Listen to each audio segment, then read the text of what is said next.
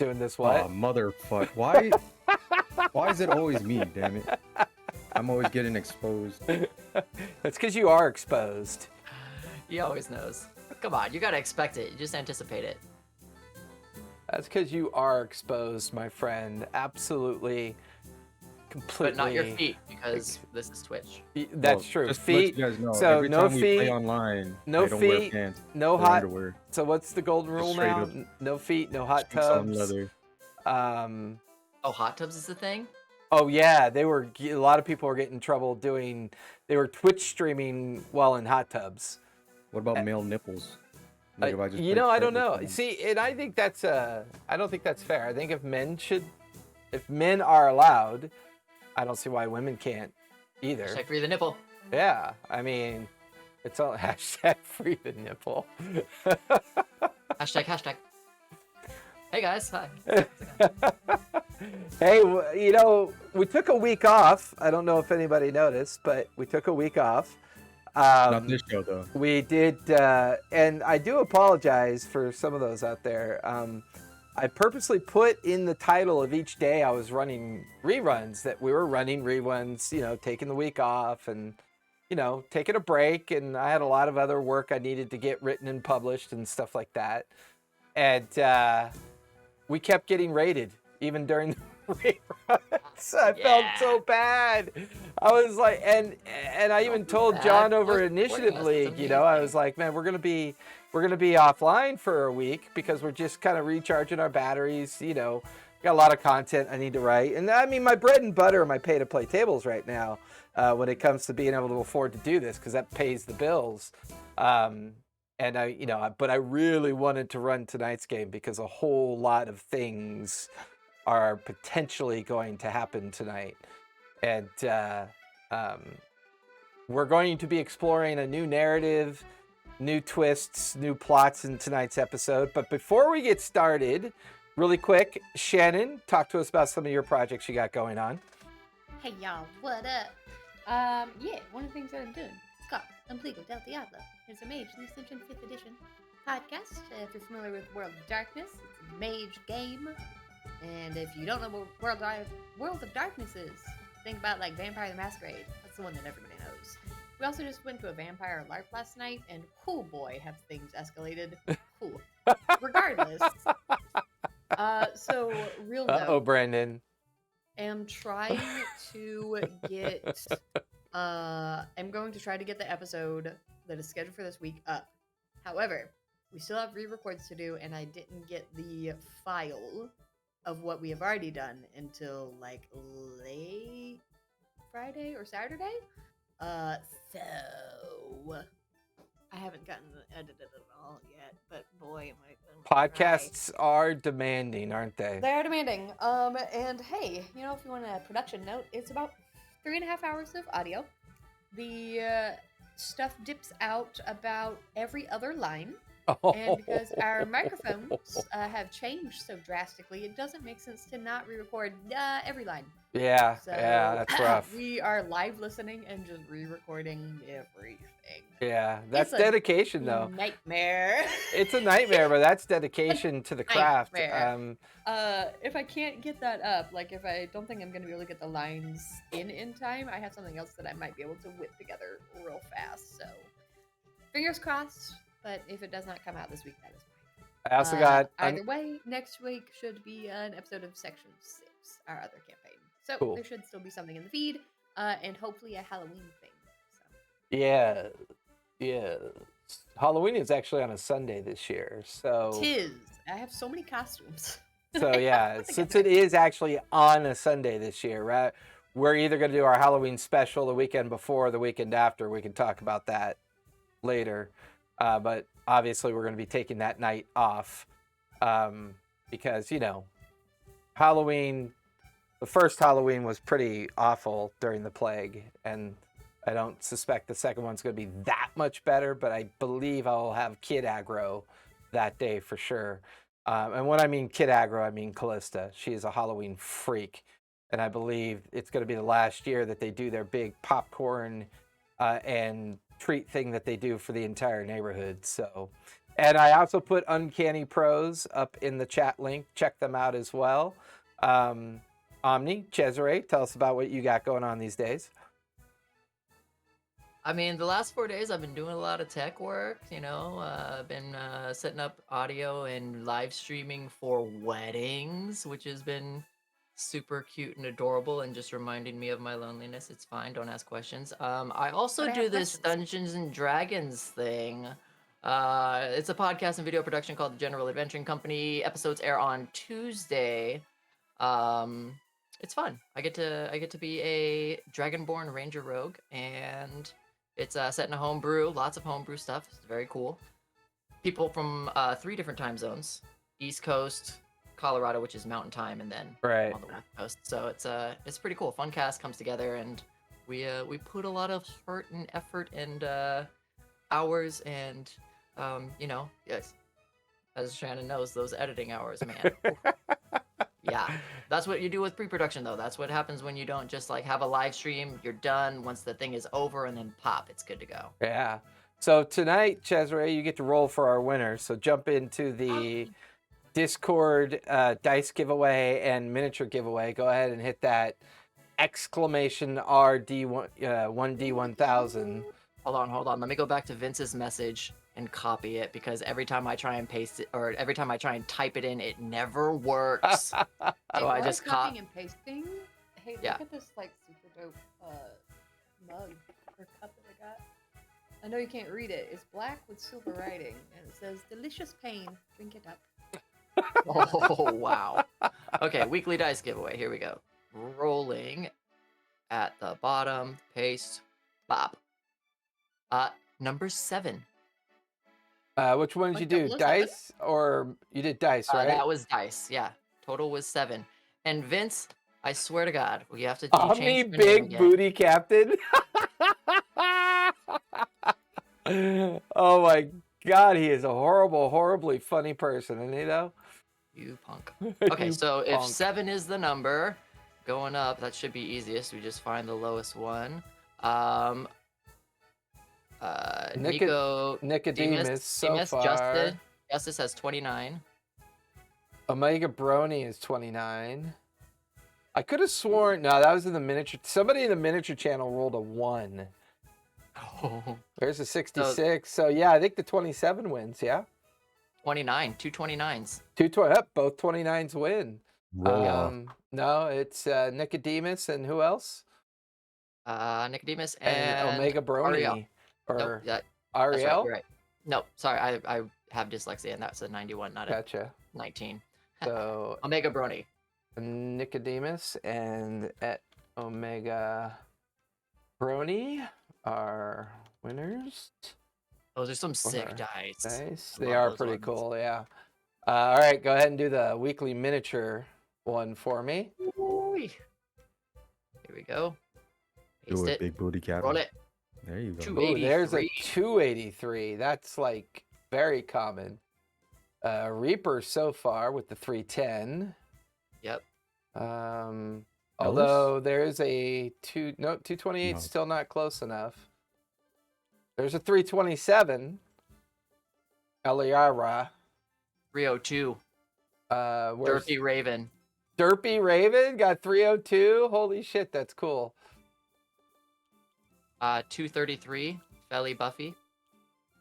What'd you roll? Let me go back. 283. 283. Oh, 274 by Adrianoplo Empire? Adrian Opal Empire.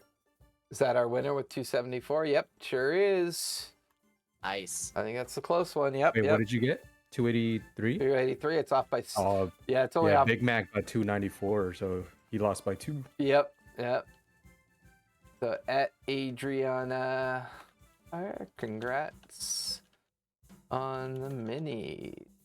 All right. So our Discord, and on that note, if you want to win a chance or get a chance at winning dice weekly or winning miniatures weekly, or join our monthly giveaway, which we do at the end of every month. And our monthly giveaway is actually pretty cool. I decided to change it up a bit. And it is Dungeon in a Box. You get a 1-month subscription to Dungeon in a Box, everything you need to play. Totally cool. We're not sponsored by any of these folks. It's just fun shit that I like to support players and storytellers with. So that takes care of our giveaway. So be sure to join our Discord. I will repopulate the Discord link in there so you know. And I'm a little fried. And neither me or Brandon have beer tonight because Brandon was running late and I didn't want him to be too late. So we have to subsist off water as Postmates, Grubhub. What's Is the that other legal? one that is alcohol specific? Drizzly? DoorDash. Nope. I think it's Drizzly. Drizzly? Yeah. There it is. Wait a minute. There's a specific deliverer of alcohol now? For alcohol, yeah. I am so glad I'm not an alcoholic anymore. Honestly, really good because, you don't drive if you've already been having a few drinks and use some drinks. Well, and that's where I get jealous of the three of Lovely. you because you're at home. Me and Brendan are at the studio, so we don't, we can't do that. So I drink so Well, much I water. just have water every single time. Yeah, exactly. But, Halloween Same. special, we might get Buck Wild and open up the wine that's been sitting over there for months. I just enjoy the fact that you said Buck Wild again. I think we Buck should Wild. do an episode where every time Shannon says Buck Wild, we have to drink. Oh, I'm in. I'm in. I mean, y'all you should got keep it bottles fresh. of empathy. Like, come on. It's true. We totally kill a bottle in a game. That is one of the 2 bottles that are sitting over there. We should Every time do that, but you should pick a phrase. and Shannon not tell me mentions what it is. BDSM. Take a shot. Oh, sweet. Well, now you're Oh. I just don't want to die. I know, Yeah, that's what I'm saying. now you're just encouraging her to say Baby. things, baby. I see we all got the black shirt memo. Mhm. Yeah, it's uniform. Yes. That's what I do with my life. 0 days without sarcasm, as they say. Who's they? I don't know, but they say a lot. On me. Well, technically, yeah, they could be Ray? Omni. Grayson? Right? Yeah. Yeah. Yeah, Grayson at times when they are around, and now that they are not trying to kill anybody anymore. That's debatable. Well, not killing their friends anymore. Fair. That's true. That's accurate. So let's take a moment to recap what happened last time. As things got a little bit squirrely, but that's okay. Things can get squirrely from times to times. Where we last left off, our team had discovered that quite possibly the Omni that they had been dealing with was not the actual Omni, because who in their right mind would actually promote Jin, first mate, and literally blind hire an entire crew. Although Brackish and Nala seem perfectly capable hiring a crew. But it was Omni who woke up in a cell, and it was their friends wandering by with Raylene late in the evening or the beginning of the evening on their way to Thorvald's headquarters, as well as try to find Omni at the same time to make sure that Omni made it to Thorvald's headquarters, as some big conversation or something was required of the team at that point. However, Omni's gone missing. The team seemed to have discovered possibly where he was as this strange boat from a strange land or a strange city called Iman, called the Showman's Boat. Deep in the bowels of this boat, not only were other creatures in cages, but it seemed that Omni had been captured and, for all intents and purposes, sold to the Showman. The 3 Drow elves, the triplets, seem to be at the center of all this, as the attempt to rescue Omni went slightly sideways, not entirely sideways, but a little bit adjacent to successful.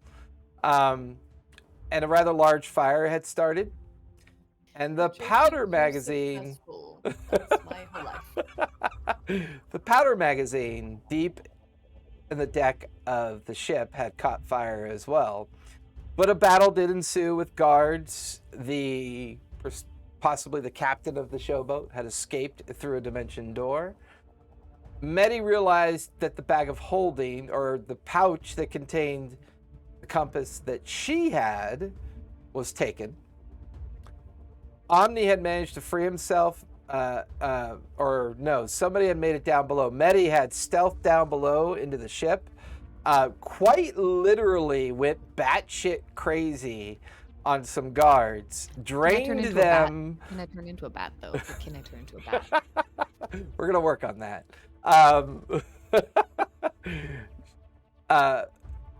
Medi had managed to disable, or if you want to drink dry, most of the guards, but once again had lost control of the darkness that took her, and she went quite insane with the bloodlust and began to just wreak havoc on the deck of the ship. But now that Omni was free, they had noticed the slight form of Raylene in the other cage. Freed Raylene, or at least they thought they had freed Raylene, and that individual had successfully pilfered the compass from Medi, and the copy of Raylene, as it was supposed, managed to make her way into a crowd and ditch the pursuant Omni, as Omni was above the crowd, looking down and hearing the whisper of the individual saying, I'm so sorry, dear, but better luck next time. It was at that moment, as Gatharn and unconscious Jin was brought back to consciousness, the two of them huddled on the deck, strewn with bodies. Medi, I believe you had continued on after Omni as well. There was a massive explosion as the powder magazine of the ship exploded, sending Jin and Gatharn flying into the air.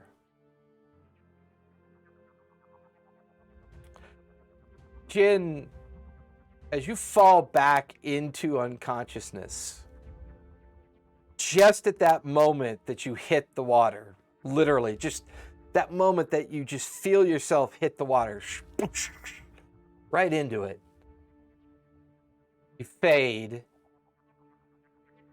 But it's a strange sensation. It's a strange feeling that you have. You're being pulled from the water somehow. And you're pulled into a very small rowboat, almost like a dinghy of sorts. As you're pulled into it, you look up to see a familiar face, but not quite your face. Maybe 15, 20 years ago, what you might have looked like if you were younger. And you just watch this familiar face go back to rowing this dinghy into a very busy port that looks very unfamiliar to you. Looking back, you see a large ship in a very busy harbor. Give me a perception check. Oh, Lord. Hold on. Oh, 18. As you look back, you see a name emblazoned on this ship called the Leviathan. As you watch this version of you pull harder into this busy harbor on this small dinghy, you watch as it pulls alongside another ship. And your copy begins to climb, and you're just sitting there looking up, watching this person that looks so much like you, but is so different, climb up the side of this ship. And there, you, as the face of this person looks back to see you, a familiar voice almost sounds just like you. And this voice echoes down towards you. Well, got to happen sometime. And at that moment, you wake, you feel hands on you, dragging you ashore onto the wharf. You're surrounded by Tharivol guards that are not like attacking you by any sense of the word. They are quite literally bundling you up in blankets. You feel something pour into your mouth as you get 12 hit points back, and you're brought back into consciousness. Nearby, the same thing is happening to Gatharn as dozens of Tharivol guards are pulling bodies onto the wharf edge and pulling people out. The fire, this massive fire, is blazing. People are running about attempting to put this fire out. You look over to see Captain Raylene, who has already run by Omni at this point with the Tharivol guards, as Omni and Medi are continuing to try to find this missing person that took the compass. Captain Raylene kind of gets in Gatharn's face. Gatharn, you're back into consciousness as well. You have 8 hit points. And Captain Raylene goes, "Are you okay? Are you with us? Gatharn!" And she smacks you across the face. "Are you okay?" Is this foreplay? "Oh, he's fine." She kind of lets you go. Your head kind of knocks on the wharf. She gets up. Where's my hammer? She Last presses it card. into your chest. Hello, Claudia. You watch as Raylene kind of stands up, looks at Jin. It's at that moment you see both Gatharn and Jin. You see the hawk alongside Raylene. And the hawk looks at Raylene. "God damn it. I knew it was them. We've got to get them to Thorvald, and we've got to get them to Thorvald now."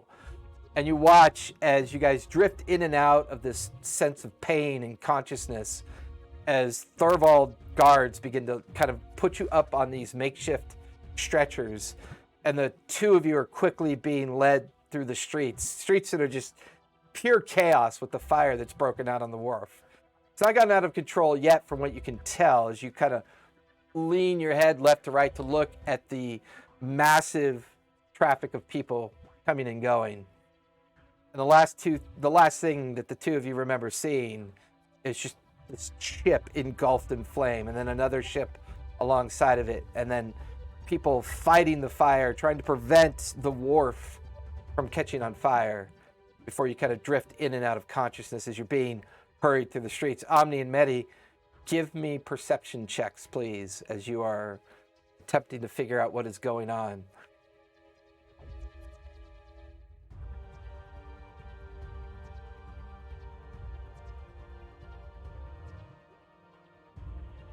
That's 4. 10. You say 2 or 10? 10. 10. Okay. My bonus is 2. So. Yeah. I assure you this is water. This is not rum and coke. Is it gin and juice? Not yet, it isn't. Medi, I'm Omni, trying to see how much it'll cost for beer to be delivered here. neither one of you can see any sign of the individual that you suspect might have purposely changed themselves to look like Raylene. But you do see a crowd of Thorvald guards, maybe about 20 of them, rushing through a crowd of people. You could see what looks to be Raylene and what looks to be the hawk running alongside this crowd as they are racing towards the center of the Revels, towards Thorvald's headquarters. What would you two like to do? Are we aware that what she has isn't real? You and Omni are, yes. Jin and Gatharn have never been in that conversation, so they wouldn't know. And Omni's how far away? Are you visible, Omni? Yeah, I was. Because you're hovering, you're flying, right? Was flying towards that direction. So So Medi, probably like 80 to 100 feet away. yeah, and I would say you can see them. Oh, I can't really just. Yeah. Okay. Is there anything I can climb nearby to be able to yell at them? Give me a perception check. Oh god. Perception check for the building. How many I'm would have been next to? flying 15. and then would have stopped and then like would have been frantically looking around? Okay. 13. 13. I mean, all the buildings here are either like 2 or 3 stories.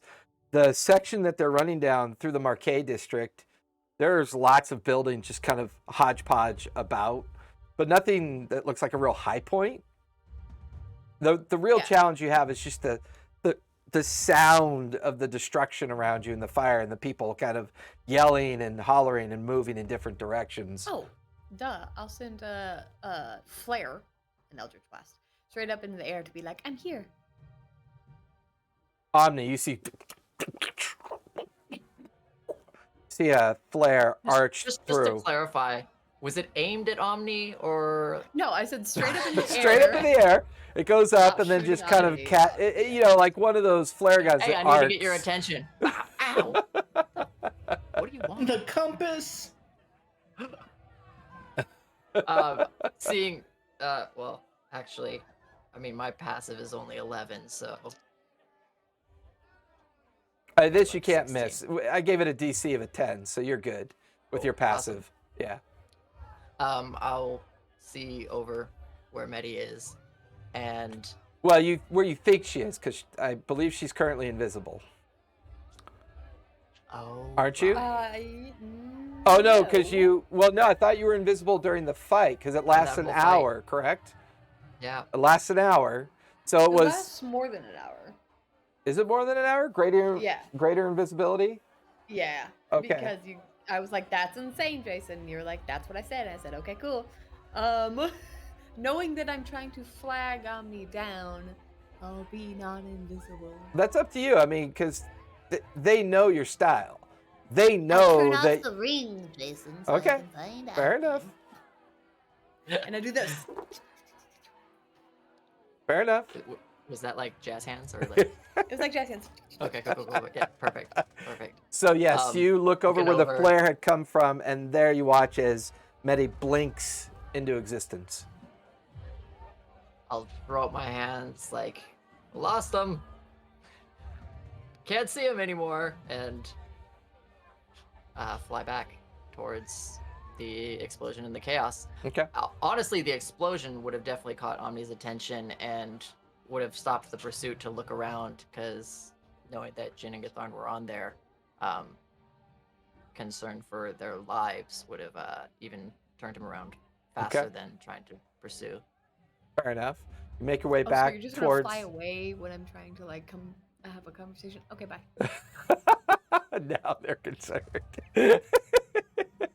You just go zooming right by Medi, heading towards the wharf where the fire is just brewing up. Picked you up along Looking the way. for orders. Bye. Grabbed you, picked you up along the way. You're with me now, holding on to you. Yay. I can show you the. Can't sing the rest because it's copyrighted. I can show you that pole. That's a Cause I 2. can't really lift you. Jason, that's a 2 to try to not try to hide the like. It doesn't work. Yeah, definitely doesn't work. Just full nips. Omni can't see your face, so you're just It's fine. It's fine. dangling.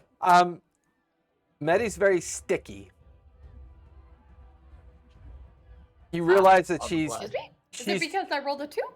All the blood. Oh yeah, covered you. in blood? At the very least, when you Or- grab her, you realize that she's covered in head to toe in the viscera and remains of just lots of lunchboxes.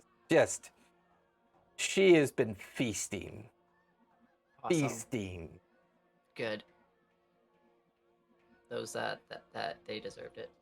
So, yeah, gonna fly towards the chaos and the wreckage, and When the two of you get there, give Not me directly to it. Yeah. A little bit. because you're behind it, taking a little then more down. time knowing what you need to understand about the area. Both of you give me investigation rolls because you're taking more than a few seconds now to kind of take in the scene and try to figure out what's going on.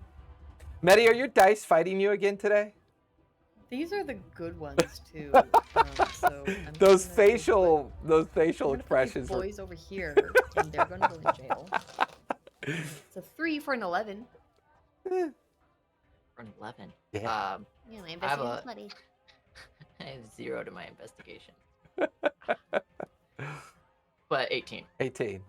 Between the two of you, you can see signs of the Tharivol guards kind of pulling bodies out of the water. You can see where a fire brigade of people dousing the flames as best they can. But then you watch as at least one person comes out on the wharf and begins to cast a spell of what looks familiar to you because you've seen Jin do it before, control water. But it's definitely not Jin. This person looks far too happy and, well, socially adjusted to be Jin. Not only do they physically not look like Daytime them, Jin. but, well, not even daytime Jin. This might be a caster that maybe Thorvald has on staff for these kind of emergencies and begins to, the fire's being controlled. It's not put out, but it's being controlled. Looking around, you do not see a sign of Jin or Gatharn anywhere, but you do see somebody waving up at you. It looks like Raylene is trying to get your attention.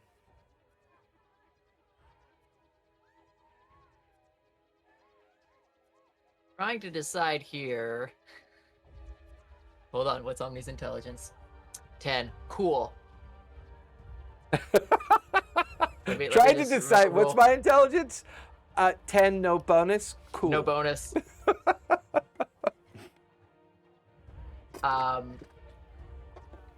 Omni doesn't know that it's not Raylene, or Raylene that they were chasing is not Raylene, Fair enough. and is confused, and will quickly let Medi know that as we were flying over, boom, Omni would have told you. Raylene was in one of the cells. We let her out, gave her the keys. She was the one we were chasing as we were trying to get away.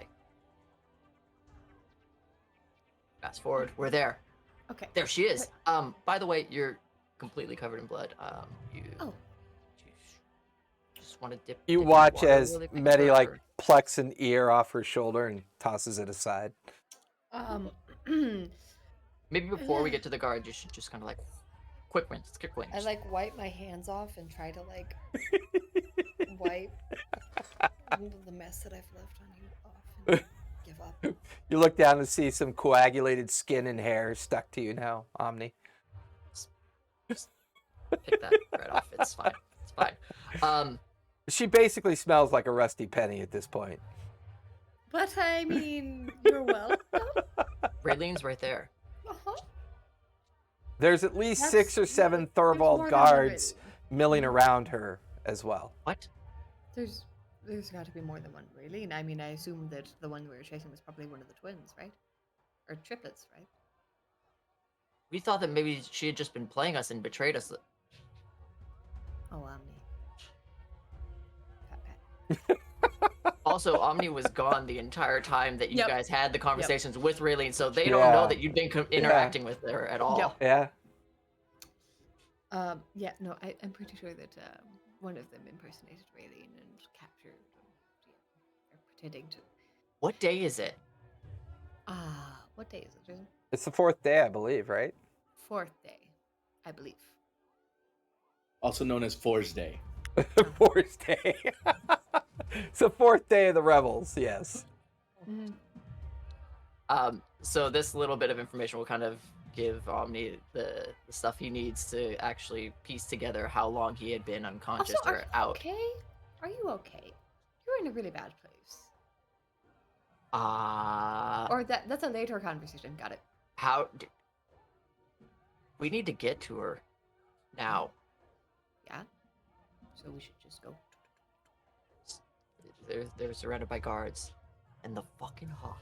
I'm just Okay. gonna start walking very quickly towards the hawk. The hawk's not down there right now. Oh, I thought you said that the hawk and Hawk's with Raylene us, walked baby. up together. The hawk and Raylene originally were seen by you with a group of guards heading towards the center of the Revels over by the HQ, the Guildmaster's HQ. Raylene had split off and hung back in hopes of trying to find you guys, the two of you.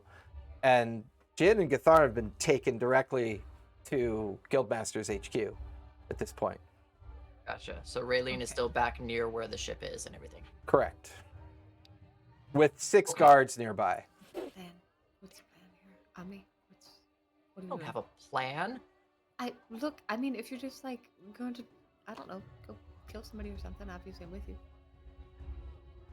Ideally, the hawk is the first person that comes to mind. Huh, okay.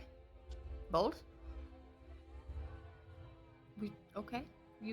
You're serious. Okay, yeah, let's go jumping in the middle of the street? That seems... In politics. I can be invisible and just... You know? Yeah, I know. That doesn't necessarily work, though. No, I will absolutely get myself killed, but... On his fucking head. It's gonna be slightly more difficult. It's a lot of tendons to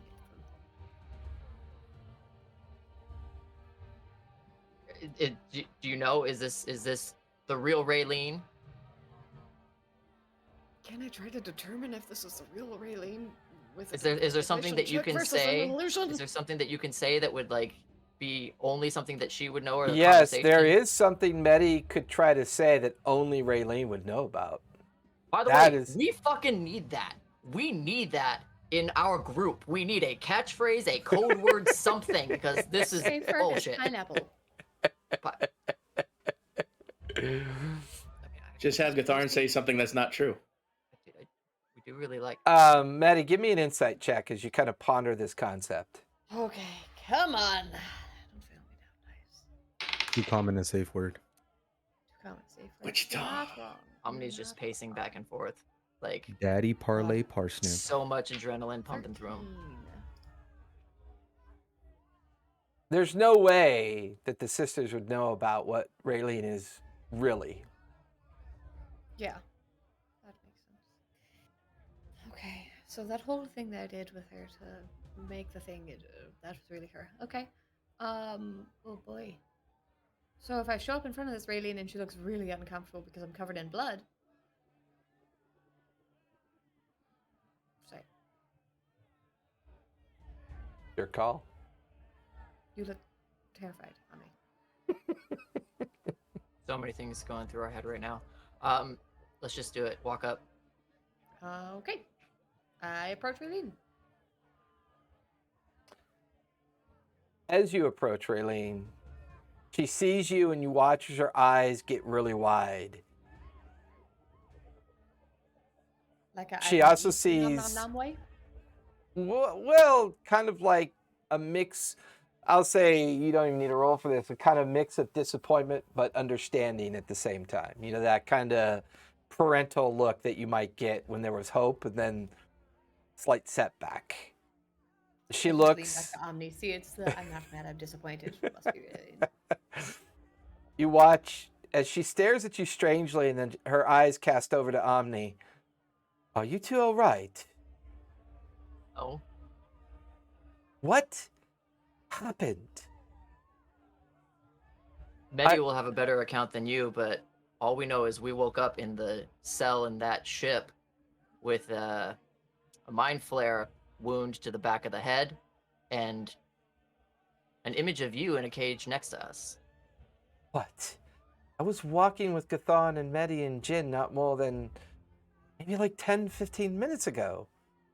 And they said that they heard something, went to investigate the showman, the ship that evidently you were on, and I ran to get more of Thorvald's guards.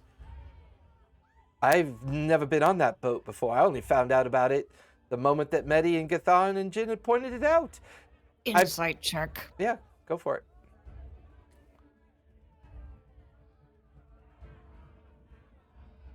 13. As far as you can tell, she's telling the truth.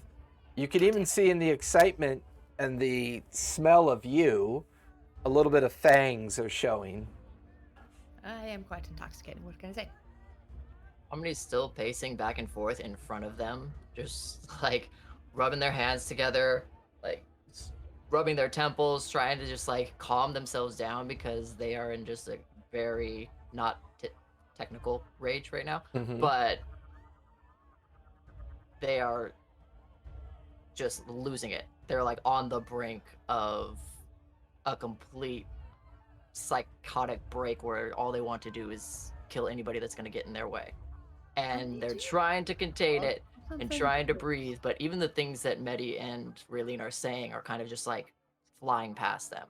They're hearing some things here and there, but at the same time trying to think of how many ways that they might be able to murder the hawk.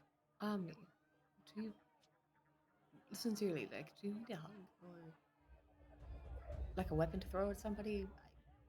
Is there something I can do for you right now?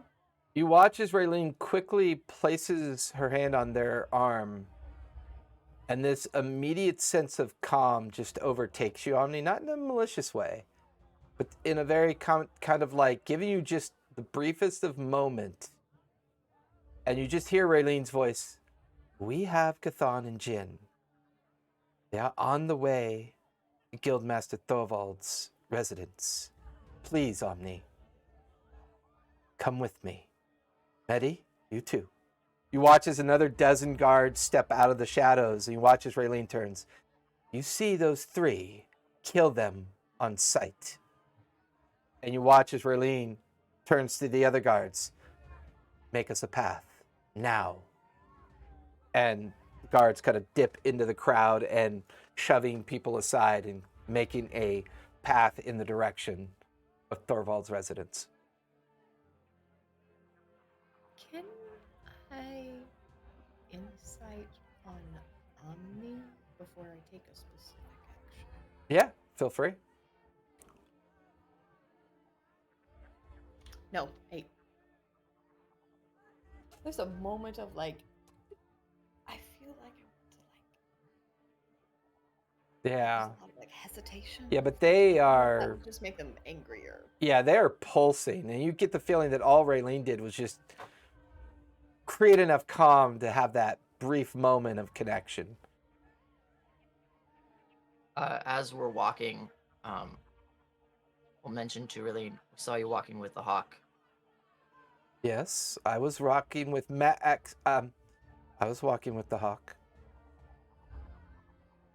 He has to be behind this. Wait a few moments, Omni. You could tell that there's a sadness that overtakes her momentarily. It's important that, well, please, let's wait till we get to the residence. And she's stumbling with her words. She's struggling, and she's kind of looking right and left and kind of taking out her angst on the guards, forcing them to hurry up. She's definitely not doing a good job of hiding her feelings right now. As the two of you... Omni's walking, his eyes are just like straight forward, like trying not to pay attention to anything else. And their eyes are just like glassed over, like not to the point where tears are coming down, but they are holding back as much as they can right now.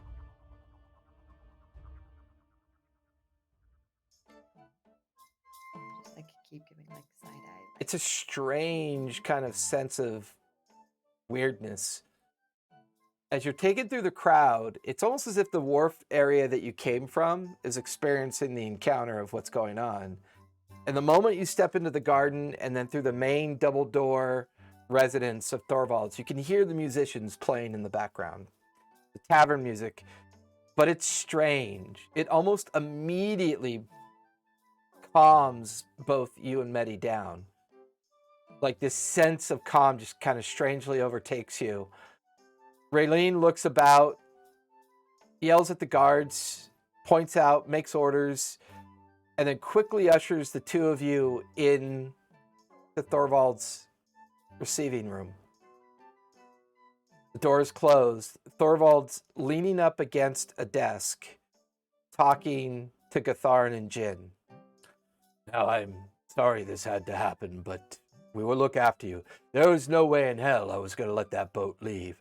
He looks over to see where Omni and Medi come in. Oh, good. Captain Raylene, you've brought them. Raylene just kind of ushers off to the side and leans up against the wall. I told you this was a stupid idea. And then you hear a voice from the other side of the room. You watch as the hawk steps out of the shadow. Well, it may have not been thoughtfully planned out, but I can assure you. Immediately draw my sword because I still have that bitch. As you go to pull your sword out, there's this knowing smile on Thorvald's face. And you watch as his hand comes up at you. Give me a wisdom save, please. Nope. What'd you get? Oh, I rolled a 3, so Oh, it would be okay. a 7. Yeah, you kind of freeze, but not in a harsh way. Omni, please, a moment to explain ourselves.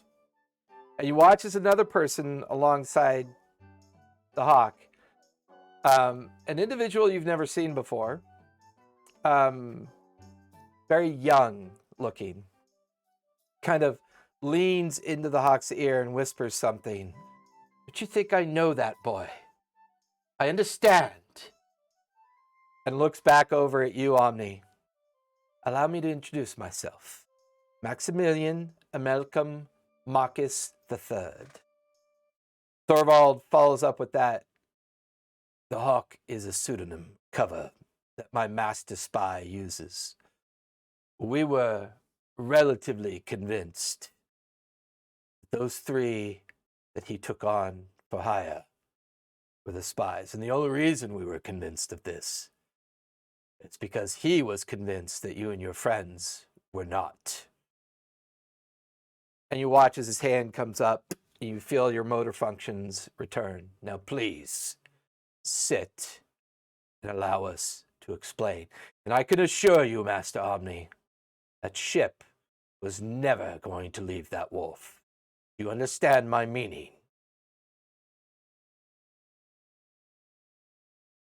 No. But I won't kill him until you've explained it.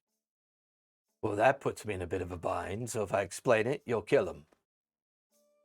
Depends on if it's a good explanation or not. I'll like stab the short sword into the ground as I just sit there and wait. Thorvald kind of hides a smile, and as you stab it in the ground, you can even see a slight smile come across Raylene. Jin and Gatharn, heavily bandaged and covered in burns and blisters from the event, kind of just watching this unfold. Does Jin still have the backpack? No, he does not. You watch as Thorvald kind of pushes himself off the desk. When Captain Raylene communicated to me that she had picked up survivors for my brother's ship, I was convinced that Gregor had planted his spies. I was convinced you were the best option he had at trying to figure out what me and my men were up to. Maximilian thought otherwise. He took those 3 drow in for hire, along with a 4th individual. You'll notice that she is not here either, but we will come to that shortly. It's not always easy putting bait on hooks, but sometimes it's necessary. To be fair, I have no idea what that fucking compass does. It was Max's idea to place all the information in Captain Raylene's quarters. It was Max's idea to have Captain Raylene involve Gatharn. It was Max's idea to create the animosity between the two of you. It was his idea to flesh out the 3 drow. He felt that they were the real spies.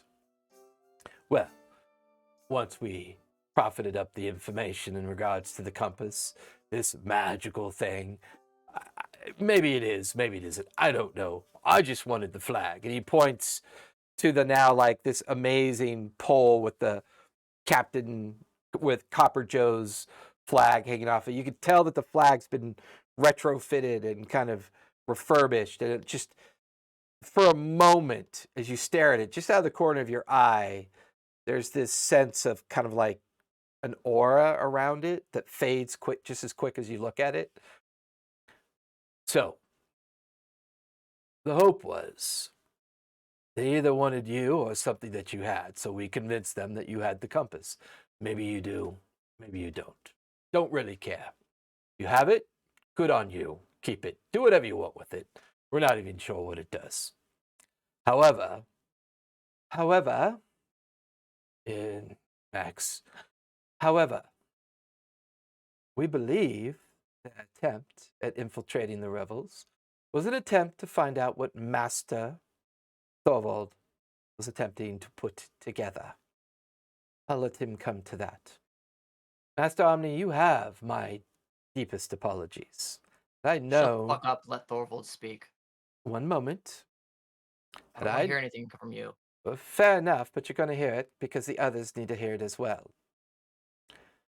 Because the showman showed up, that changed things drastically. They stole my best friend, the Flay.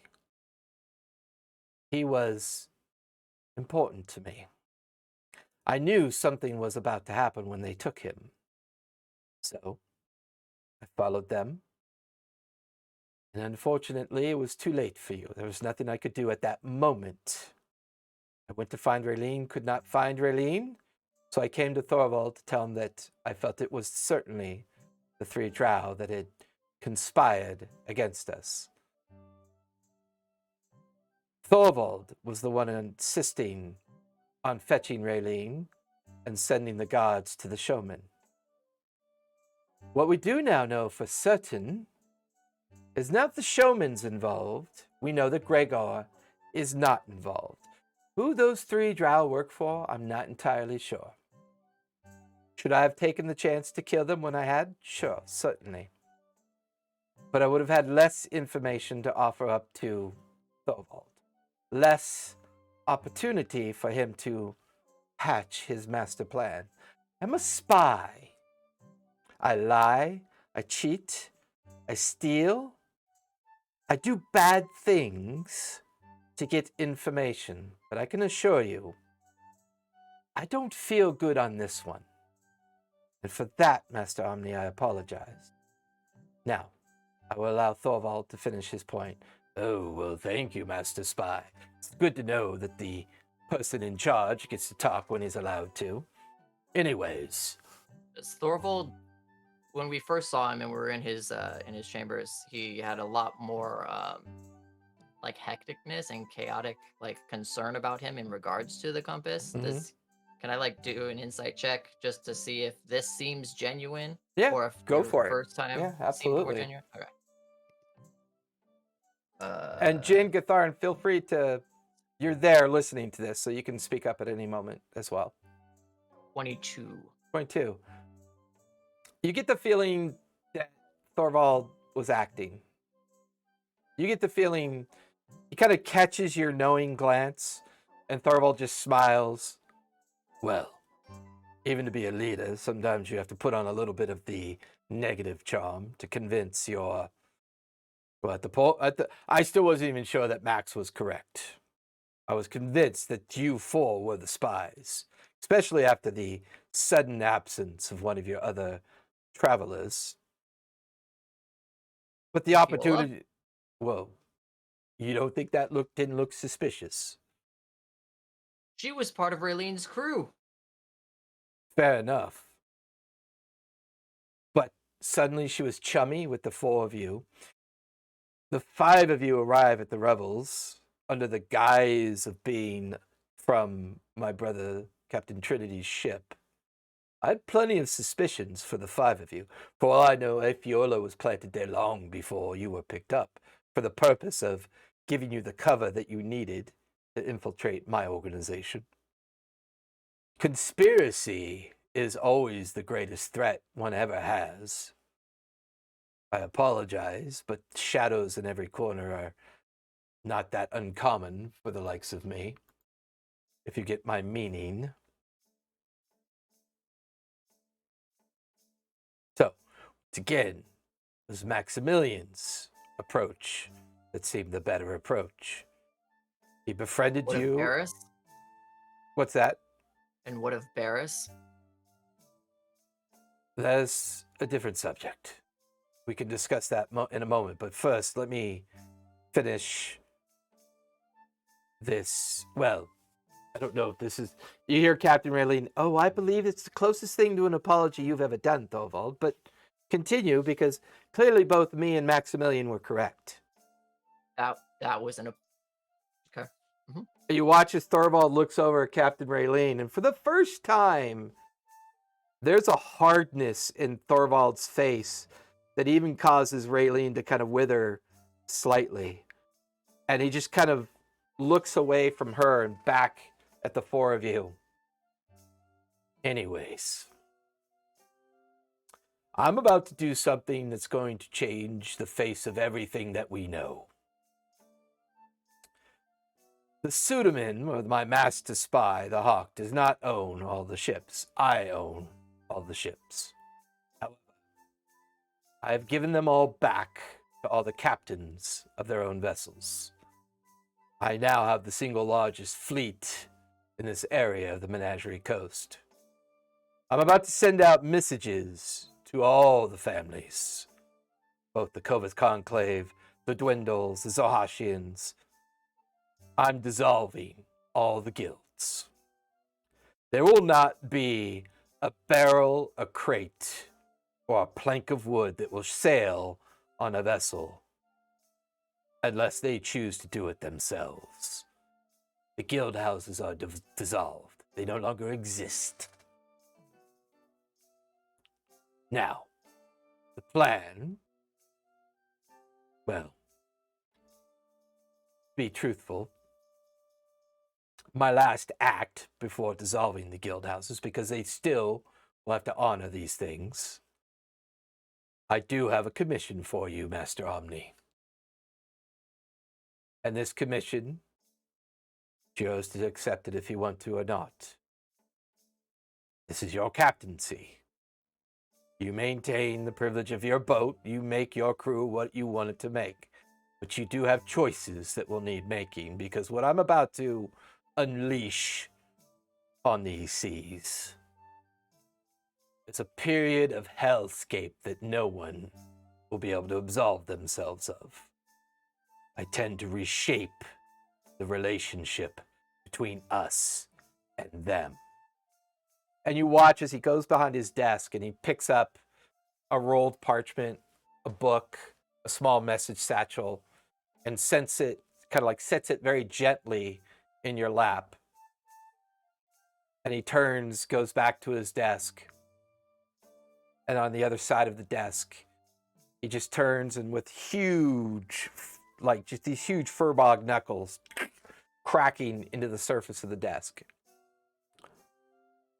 I don't pretend to understand why Gregor has decided to go this path, but I intend on avenging my brother's death. One way or the other. Those families were going to fucking pay for his death. Now this is a plan I plan on doing on my own.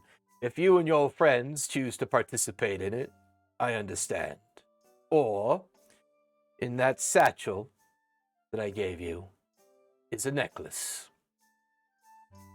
That necklace will help you find those 3 bitches that did this to you. It's your choice. I'm no longer interested in them because I know for a fact they were not working for Gregor. And they took something that's not important to me. Revealing them was more important to me than that compass. Whether the compass has magics, I don't care. But for this plan to work, I need everybody who's available to do this. And here's the thing. If you choose not to join us in this, I understand. I respect that decision.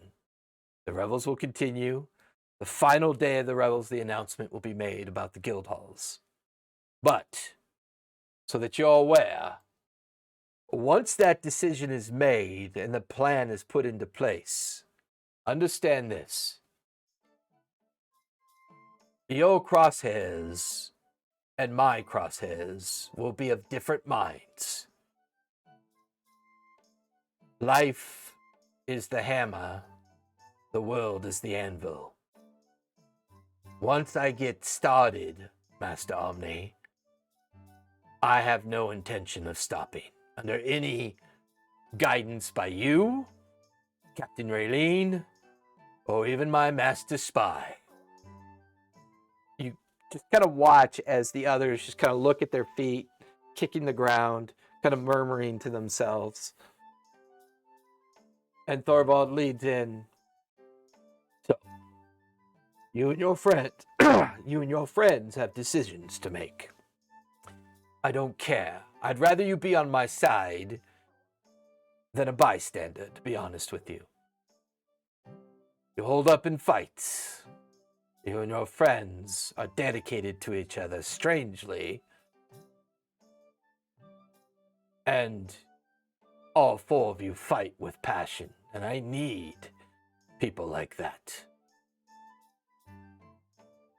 He watches very wearily, he kind of sits in his chair, leans back, and all four of you notice he just kind of reaches back and kind of touches the flag, and then suddenly feels reinvigorated. His eyes flare with slight energy. All of us have the possibility of becoming very wealthy, gaining immense power, taking what we rightfully deserve and force those of noble class to know what it's like to be on the receiving end of starvation, deprivation, poverty, slavery. Violence will be on their throats. My boot will be the only thing they ever see from this point on. Yes, Maddie. I just want to be very clear, real fast. So, you used Omni as bait without their permission? No, Did I absolutely get that right? not. I used all four of you as bait without all four of your permission. Got it. Okay, got it. Omni?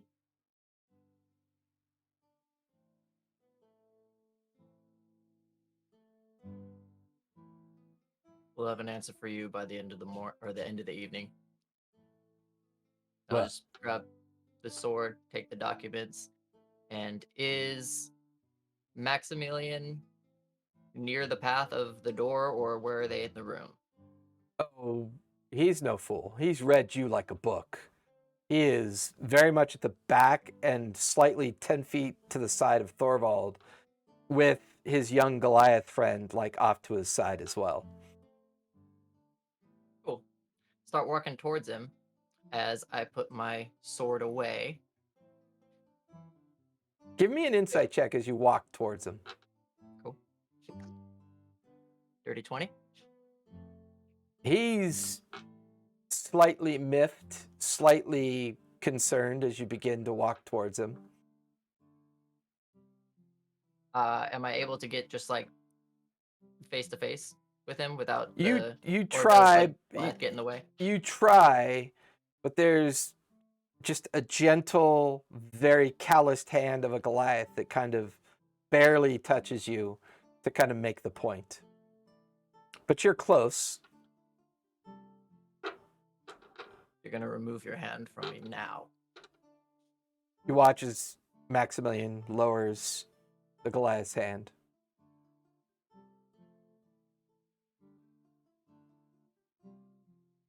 Take a deep breath, let it out, and just punch him right in the face, and then turn around and walk. He doesn't even try to stop you. You just smack right into his jaw. It's like cracking sound and the sound of a tooth hitting the floor. And you could hear like he puts his hand on the Goliath's stomach just to kind of keep him from moving. That's quite all right, Bruna. It'll be fine. And he just watches you leave. The three of you watch as Omni leaves through the residential receiving room door out into the hallway. What do the three of you do? Can I get a chitty so I can walk around with my hammer? Can you get a what? Raylene says. Basically, special permission so I can walk around with my hammer. You just watch as everybody hides a smile. And you watch as Maximilian comes over to you and hands you a fob, a little leather dangle that you can wear on your belt. And on it is a silver emblazoned mouth whispering into a silver emblazoned ear. The whispering ear will not stop you, dear boy. You and your friends have definitely proven yourselves tonight. This will give you a pass for the next 3 days. But be mindful, passes can be revoked. By the way, good on you for taking her ear. That was, well, most excellent. Tasted funny. Well, I put the fob on the necklace. okay. Right next to the ear. You watch as they all kind of hesitate, looking at those of you that haven't left yet. Is Maximilian's, like, he got punched in the face. Is he, is his nose bleeding or anything? Oh, yeah. Wonderful. I'll approach. Hands up. He takes an involuntary step away from you. Makes sense. I know what I want my favor to be, if you don't mind. Perhaps. I hope you're not thirsty anymore. As you can tell, I've had plenty. Maybe. More of it landed in my mouth than on my person. In case you're concerned.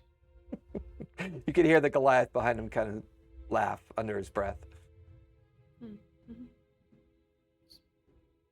Wipe my hand off, as I have done. Just reach out and take some of the blood under his nose. And just turn and walk away. Give me an intimidation roll, please. With advantage because I'm a horrifying nightmare monster? Well, you are covered in blood. I'm okay with that. Cool. Thank God for advantage because one of those was a 119. You don't see it, but you feel it more than you see it. There's a slight chill that you think runs up Maximilian's back. Wonderful. And as you kind of turn to leave, you can just hear Captain Raylene whisper under her breath, "Good on you, dear. Good on you." I figure if we ever need to find him again. Oh. She just looks at you shocked and perplexed, but then a little bit of, oh, interesting. And then you walk out, and there you see that Omni's hanging out there in the hallway. Omni, you see Medi walk out. Jin and Gatharn, what are the two of you doing at this point? Seeing Medi covered in blood made me hungry, so I'm gonna go find something to eat. Okay. So you wander out. Medi and Omni, you watch as Gatharn, just barely wearing like surviving shredded breechcloth pants, his hammer strapped to his back with like a makeshift chain and rope, just walks right between the two of you and heads right out into the Revels. Jen, you're the last one in there. What would you like to do? Finn will lightly place his hand on Thorvald's desk. And as he sweeps it across the wood, he'll cast Prestidigitation, and he'll sear the name Leviathan onto the plank. Have you heard of it? Where did you hear of the name of this ship? Why do you know the name of this ship? You watch as Maximilian and Bruna, the Goliath, kind of walk over to stare, and you hear Maximilian's voice. Well, by gods. How do you know this ship? Jin will just lightly shrug. What can you tell me about it? Well, you tell him, Max. I hate that fucking story. And you watch as Thorvald kind of turns to pour a very thick, kind of brownish liquor into a cup, hands it off to Captain Raylene, who, hearing the name, I mean, you would have thought someone walked across her grave. That's the ghost ship. Haven't you heard of the legend of Admiral Obrietos? No one talks about that person. No one speaks that name. The superstitions around that one. You watch as Maximilian just kind of backs away from the desk. Even Bruna, this young Goliath, kind of staring at that, staring at Thorvald, seems confused. You get the feeling that they don't know what that name means. The rumors. Ooh. Stories, the bodies, the destruction. Some say that ship just appears out of nowhere, destroys anything it comes in contact with. This demon, this admiral, this wanton spirit of an old world. No, Master Jin. I do not want to talk about that. And there's just like strange quiet in the room. You could hear a mouse fart if there was a mouse in the room. They see Jin's face, his lips curl into a smile, a sinister smile, and he looks up at them. So you're telling me it still sails? Well, superstition and all, but there's been enough evidence to convince us that keeping an eye over your shoulder late at night in the Lucidian Sea, between waterways, heading in and out of Tal'Doria is best kept in mind. Some of the deepest parts of the Lucidian Sea have strange things that float on its surface. But yes, there's been enough eyewitnesses, enough accounting of this vessel. But it is a hellscape, Master Jin. I certainly hope you don't plan on pursuing. They all kind of, they all kind of look at each other awkwardly and then look back at you. Watch as Thorvald finishes his drink. Well, we have bigger fish to fry. If Master Jin decides to chase after the ghost of the Leviathan, then certainly he may, but we will not be involved. We've discussed this before. Stories. Well, my brother, I consider to be a level-headed person. He had an experience with the Leviathan, a moment, a brief glimpse into a hellscape that he swears he never wants to see again. So, yes, I believe them to be true. And I believe sometimes it's best just to avoid something that can, well, anyways. You make your choices, Master Jin. Me and mine have made ours. Jin will stand up, give a polite half bow, and proceed outside. And as you walk away, you feel a hand kind of just very lightly grab you. It's Maximilian. And he hands you a very kind of like very distressed book. It's looks very, I mean, the cover looks ancient. The The binding is frayed and looks just awful. And he hands it to you. One of my people found this. Let's see. What we found, well, that's not to repeat it here, but this book was found on one of the bodies that we recovered. I think you'll find some of the information in here interesting. Least I can do, considering what's happened. Oh, and you'd see your friend Gathan. Remind him that when Kath comes aboard your vessel looking to serve, be sure that you hire her, if you get my meaning. Best that we keep eyes on spies as opposed to let them freely walk about.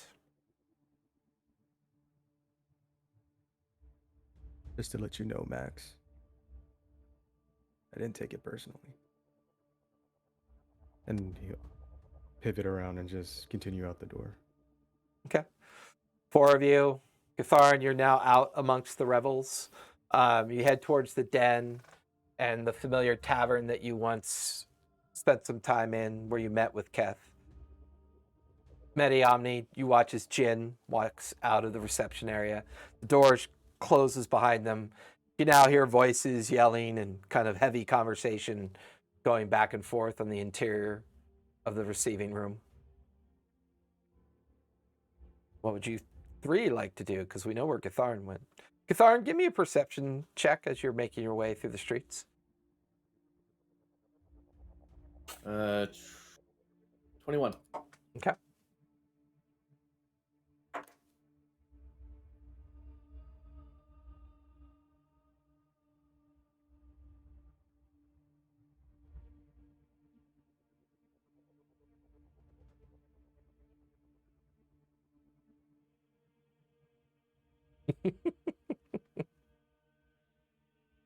Just waiting on Omni, Medi, and Jin. The 3 of you are... Oh, I thought I was waiting for you. I was like, did he see anything with a 21? He No, had to see something. You didn't hear me. I meant to say as a base, as he's wandering towards... Okay, gotcha. Yeah. Okay.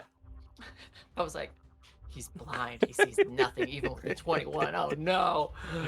I was wondering, like, did my mic did I freeze again? I mean, Amazing. Jin will Don't look do at that, Omni Jason. and Come Medi. on. Are you guys all right? yeah, we're fine. Oh, you meant as characters. Oh, No. Gatharin came back. You all right? Let's go to the ship. Does that count as a short rest? Yeah, everybody could take a short rest after being in the office. We'll say that whole thing took about 30 minutes to have that conversation. I'm okay with that.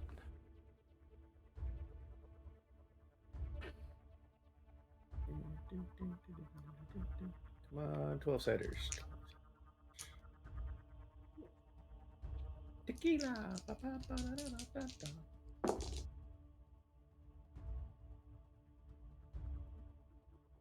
Damn it. What did I call that tavern that you went to in the den?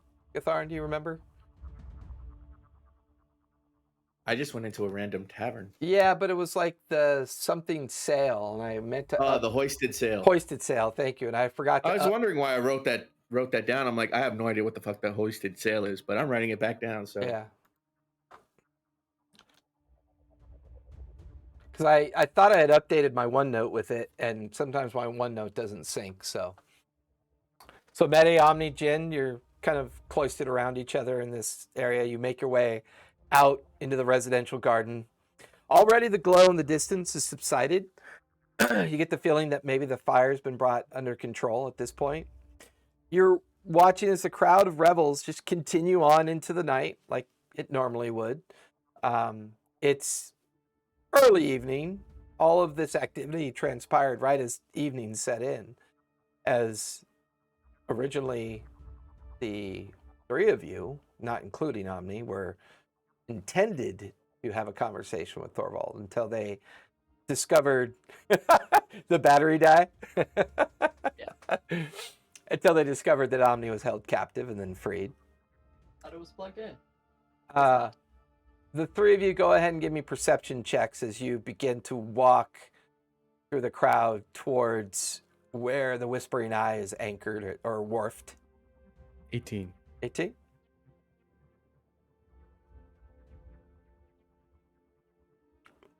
Well, Okay.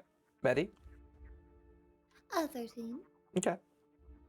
Crowds Which is around funny you. because Jin is kind of spacey and not Yeah. really paying attention right now. Crowds are almost not crowds. There's almost like this weird sense of vibration as the noise around you just kind of dulls and numbs as you begin to kind of realize that this entire situation seemed to be the work of somebody's craft or simply a test to determine who was right and who was wrong. Thorvald seemed to think for sure the 5 of you somehow were the Gregor spies. Maximilian thought otherwise. Doesn't even seem like the compass was a target. Seems like Thorvald has what he wants. The spies have been revealed and his plan is going to move forward. And this kind of all rolls through all of your heads as you're making your way back towards the Whispering Eye. Crowds, revels of groups coming and going. You can hear murmurs and conversations about the fire and about what happened, all already spinning out of control. You can hear the nascent description of a flying demon that shredded all the sailors on the deck of the ship. I like that. Flying Demon. That's a pretty dope ship name. Screaming demon. The Banshee. The Band, BANDCHI. Exactly, the Banshee. Nice. Crowds come and go until you make it to the wharf. There you can see a very despondent looking Clark, Nala, and Brackish all looking at the 3 of you frantically, and it's Clark that says, "Where's Gathon? Where did he go? Why is he not Didn't with make you? it. He didn't make it. Gathon is dead." He didn't No, make he's it back not here. He's partying. actually out partying in the Revels. I'm sorry, I should have expounded. You're so fucking dark, Jin. What? We thought you were all dead. I don't die. Dying's for I mean, bitches. technically, sure.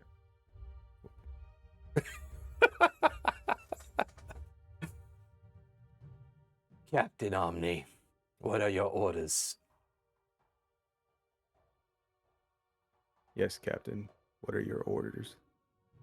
You notice that both Clark and Nala, kind of the 2 male Goliaths, stand a little bit more rigid, a little bit more at attention.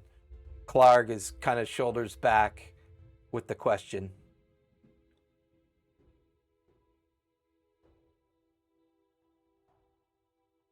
Everyone in my quarters. We have to talk. Your room's quite small, sir. You want all the sailors, or do you mean I'm sorry, I don't. Omni didn't even notice the other sailors. Yeah, Just the 3 of them. Yeah, you guys are like on the gangway talking to the 3 of them, and there's like 8 other individuals leaning over the rail, looking down. Who are they? The Brackish Nala, you hired new crew? Yeah, under your orders, Jin. You're the first mate. I'm the what? Wait, what? Sorry, run that by me just one more time. Earlier today, Uh-huh. Omni promoted Medi to navigator. Jin Promoted you to takes, like, first mate. Like a And then stank asked face Nala stares and at Omni. Brackish to hire a crew. I'm just Under saying, his breath, he goes to Omni. He goes, "What were you thinking?" it's been difficult, to say the least. Wasn't fucking me. You mean it wasn't you? You know it wasn't me. The 3 of you. Nala, Brackish, and Clark. Glarg. Yes, sir. And they all doff their, yes, sir. Yes, sir. And then the three of them go up the gangway and head towards your quarters, which is actually below the helm's deck.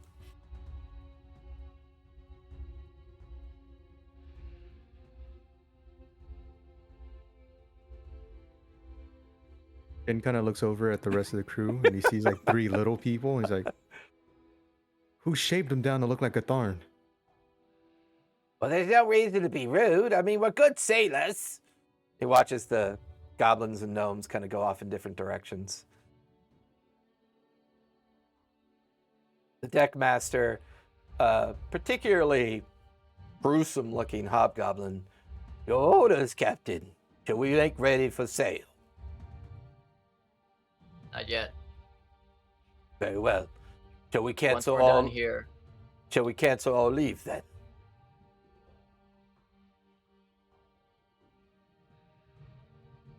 one day. Gone one day. I'm sorry, sir. I don't mean to upset you. I just don't know if I It's not should your let fault. the men Jen's and on the other women. side saying the same thing. Just one day. I was gone for one day. He couldn't wait till fucking sunset for all the shenanigans to start. It was just one day. Just from sunrise to sunset. He couldn't even handle things on his own. If Medi was a energy vampire, she's definitely soaking it in. I'm a wash off real quick while they're having this argument amongst crew assignments. There's a kind of like a cleanup barrel nearby with fresh water, and like just kind of casual towels and. First, I'm gonna take the blood that I took from our good friend Maximilian and put it in a vial and then wash. Okay, fair enough. Cork it. What's the distance of prestidigitation? I swear, if you do No. Okay, so as she's washing off, I'll be standing behind Medi. I'll just cast prestidigitation, get all the nooks and crannies, but like subtly. So Right. like I'm not So, trying to do anything. as far as Medi's concerned, she's just doing a really good job. Gotcha. Once we are done, Yeah. we need to speak with each of you individually. Fair enough, Captain. Go into the quarters. Okay.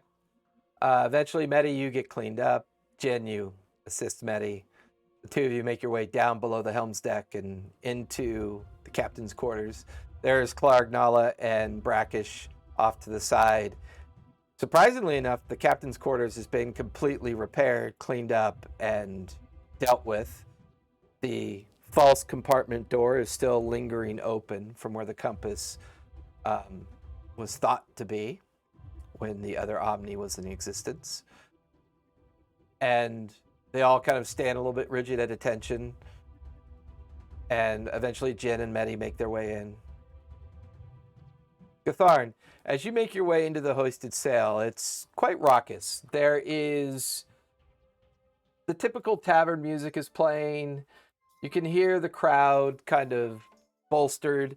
And the minute you walk in, some of them recognize you and go, Gatharn! And they kind of yell it out. And you come in and instantly a beer is put in your hand. A mutton. Not drinking tonight, guys. Uh-oh. I got a fight in the morning. Oh, you're going into fights. Oh, and a couple of them smack you on the shoulder. Oh, I'm putting gold on. Oh, yes, gold on you for sure. You're a fucking stone cold killer. Rumors already have that you got blown off that ship and you survived. It's hard to believe, but here you are. There's so many people that thought you were dead. Oh, yeah, we thought you were dead for sure on that one. Oh, I didn't think he was dead. I mean, look at him. He doesn't even have but a blister on his skin. I mean, I bet you, and there's just this crowd of people talking and kind of in your ear.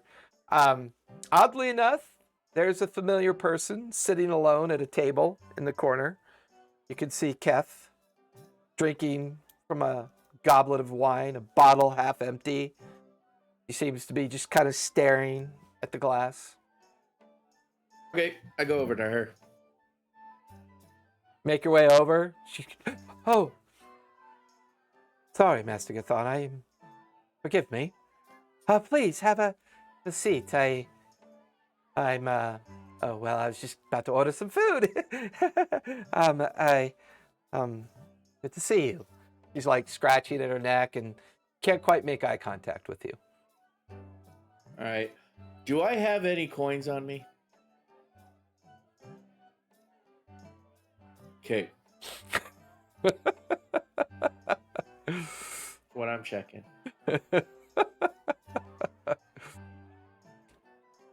So, you think about the offer? You gonna join the crew?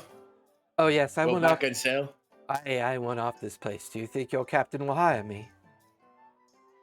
Don't see why not.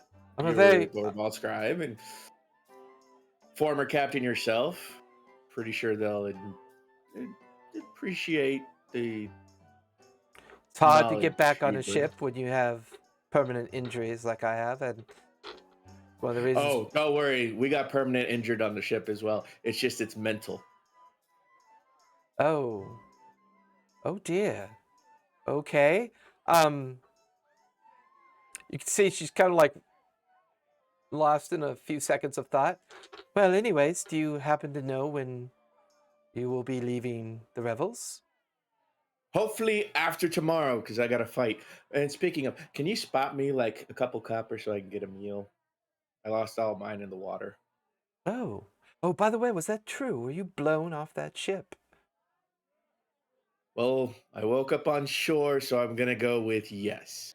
You watch as she kind of very flirtatiously puts her hand on your hand. I will gladly buy you a meal, Vestigathon. And you watch as she puts her hand up. Oh, barkeep! And you watch as a dwarven tavern wench kind of comes over, places a big platter of meats and cheese on the tray. She hands her like 2 gold. Are you drinking then? Nope. Got to fight in the morning or in the evening. Got to fight in the evening. Oh, yes, I believe the fight pits start around sunset. Yeah. Yeah, I should stay sober until then. Are you I'll go- drink afterwards. Are you going to place a wager on yourself?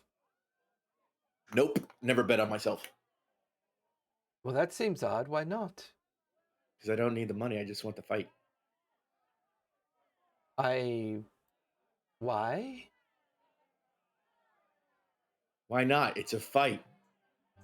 Well, I understand it's a fight, but if you're so confident in yourself, wouldn't you want to make some coin off? Would you mind if I bet on you? Would that be appropriate, or? Feel free. Go ahead. Oh, well, I shall. I mean, anybody that can survive being blown off a ship certainly can survive the fight pits, I suppose. Do you know who you're fighting yet? Have you paid? Not a clue. Have you paid the appropriate entry fee to make sure you fight who you want to fight, if you catch my meaning? I'll fight whoever they put in front of me. Whoever they put in front of me is who I want to fight. Random it is then. Good. Well, it'd be an interesting fight to be sure. I hope so. Are you doing anything else this evening? I have a room Sleeping. here. I got one on the boat. Oh. See, she looks very kind of like taken aback, like you. Jezebel. Well, just offering. Some say it helps them before they get into a fight.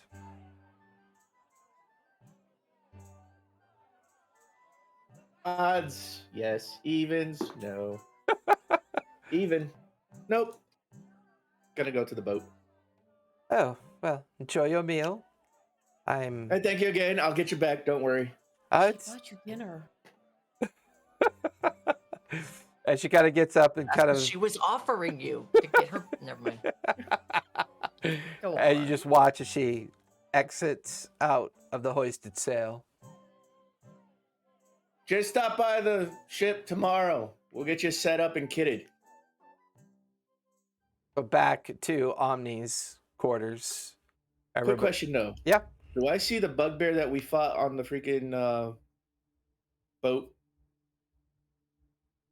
No, your passive would have noticed him right out. He's definitely not around. All right. If I see him, I'll approach him too. Okay. Are you making your way back to the Whispering Eye at this point? After I'm finished eating, yeah. Okay. Give me another perception check. I'll keep that as the base and see if you see him on the way back. That's 19. Okay.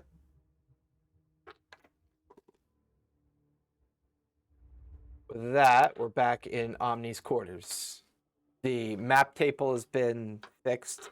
The new charts are now hanging. You can see where Gatharn has taken all the rolled up charts, put them in the cartographer's holding barrel, where they're all neatly stacked and organized. You watch as Brackish goes over to a small table, picks up a rather large pitcher, begins to pour out some simple mead for everybody in little pewter cups. With your permission, Captain. You look like you could use it.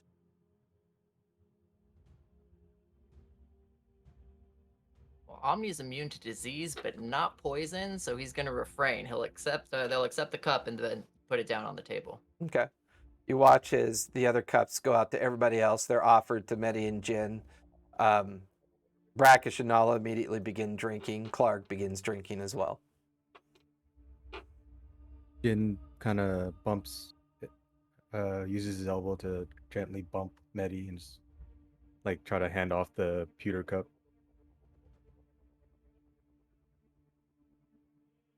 He can't drink, so nothing goes through that.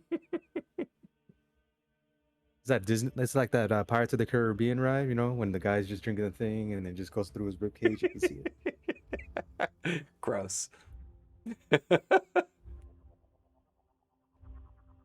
Did you do something to my cup? I missed it. What?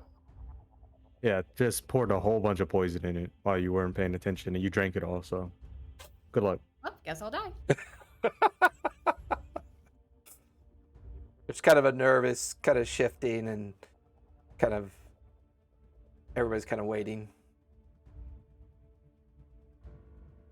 So Omni's kind of like letting that tension build as they're trying to figure out so many things right now, while at the same time try and not look like an insane person. Could you give me a deception check, please? This is a number I can work with. Oh, damn. 25. 25? Nice. You're doing a good job. Everybody seems to be slightly a little bit more ease and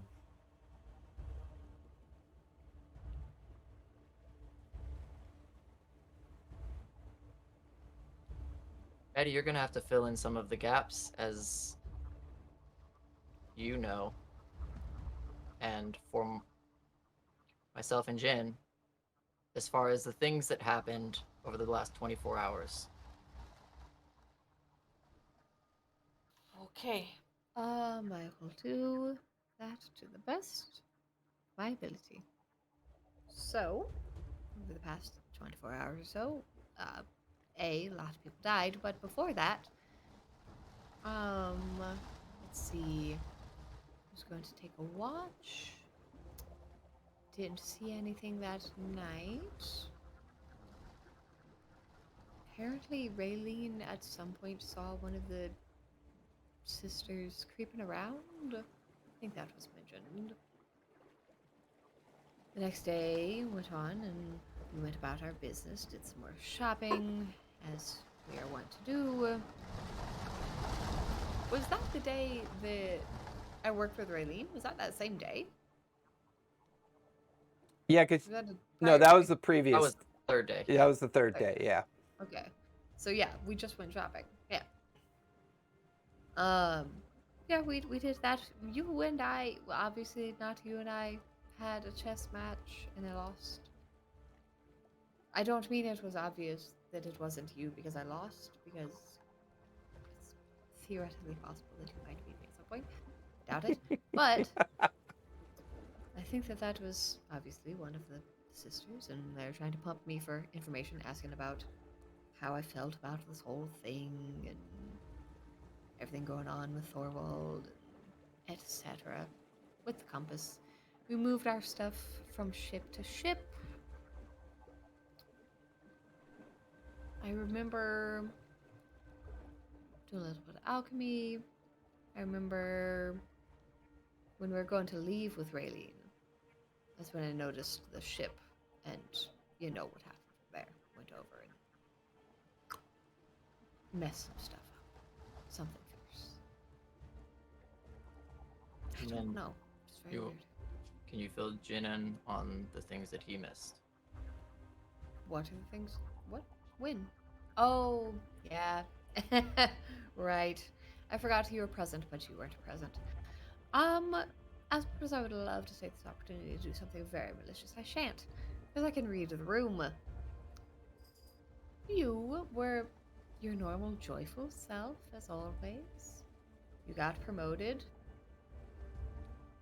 An insane choice, if I'm honest with you. That should have been a big old hint that that was somebody that was not on me, if I'm honest with you. You hired some crew. Who? You based your hiring decisions on, this guy looks like fun. Catharn, you finish up your meal. You're now heading back towards the Whispering Eye. There's worse characterizations based on somebody's hiring. You also hired some people because they were small because Cathar needed friends. Yeah, okay. I'll look to the other crew. Did I hire anybody just in mind, just specifically to be your lunchbox or your juice box? No, not exactly. Because I saw a but- Minotaur fella up there. Uh-huh. What about it? Thought he was a bugbear, like the other one. Ah, yes, I get them confused all the time. One That's has not horns, me, right? Very that's racist. that was Cesare speaking. Very Oh. racist. I don't like it. That was Cesare, not on me. Oh, that was above game. Yeah, that was above game. Yeah, little shit. Because Omni didn't know that. Anyway, Thought they were your favorite flavor. I don't know. I can't even begin to express the confusion I have trying to figure out what is wrong with you on a day-to-day basis, Jen. We've had so many conversations about the way that you talk to people and how atrocious you are as a person, but it just doesn't seem to be proving. And you're incredibly lucky that you taste absolutely disgusting. I would take it as a threat, but you're not that threatening. She is cleaner So- now, that's for sure. Yeah. I'll look to the other crew, and the Omni that you thought was here was an imposter. It was one of the Brow Elf sisters that were under the hire of the Hawk. The three of them look at each other. The Hulk. What goes, that bastard? What's his interest in it? They seem confused and perplexed and obviously not privy to a tenth of the information that you're privy to. It's more confusion and concern in their faces than anything else. Turns out the Hawk isn't really the owner of 90% of these ships here. They tilt The their Hawk's in heads. service of Thorvald. The Hawk's been Thorvald's man for who knows how long. Spy. Deep undercover. Interesting. They've been playing quite the game. I think I understand. So the person that approved the crew was not actually you then? No. Do you require that we release them and we can get a new crew? Is there concern about that? Always. But at the same time, and I'll look to Jin and Medi both to see if I can get their help in inciting these three, as I just straight up ask them flat out, are you a spy? Looking at Nala directly. I wouldn't even know how to be one, but no, I'm not a spy. I've been married to Brackish, and we've been in a relationship for many years, and I can assure you, I am no spy, unless you order me to be one. Dirty 20 with my knowledge from my past life. Yeah, I mean, completely honest. No deception at all. In fact, no deception skill at all. I give a little nod to Omni as he asked that question. I Brackish. nod too, but I got an 8. Nice. Well, like my husband stated, I can assure you, not my cup of tea.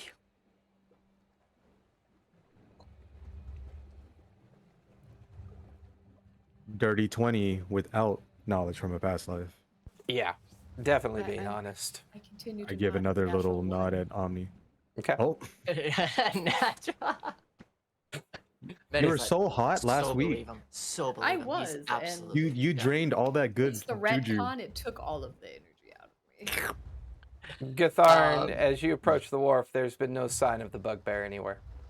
You got juice boxed. But Uh, there worse fates. So Nala, Brackish, and Clark. Clark, yes. Card. Clark. Larg. Blarg. Are you Same a question spy? to Clark? I won't lie to you, Captain. I was approached, but I refused. By who? I was approached by one of the Hawk's officers.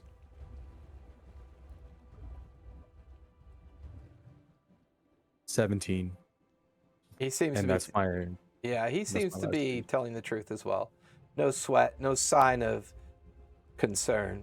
Just the sudden realization that maybe he should have said something earlier. It didn't really dawn on him. your tiefling friend that was on board this ship before.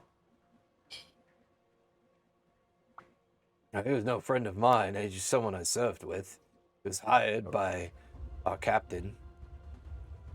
He chose not to participate with staying behind. And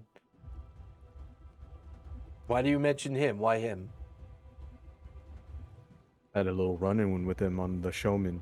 You familiar with that ship? No, but I'm not surprised if that makes any sense. There was something odd about him. You had an elvish caster here too. Any idea what ship he's on? No. The table's closed down today. No more crew rosters are being accepted from this point on. My understanding is he could be anywhere, but I didn't see him about.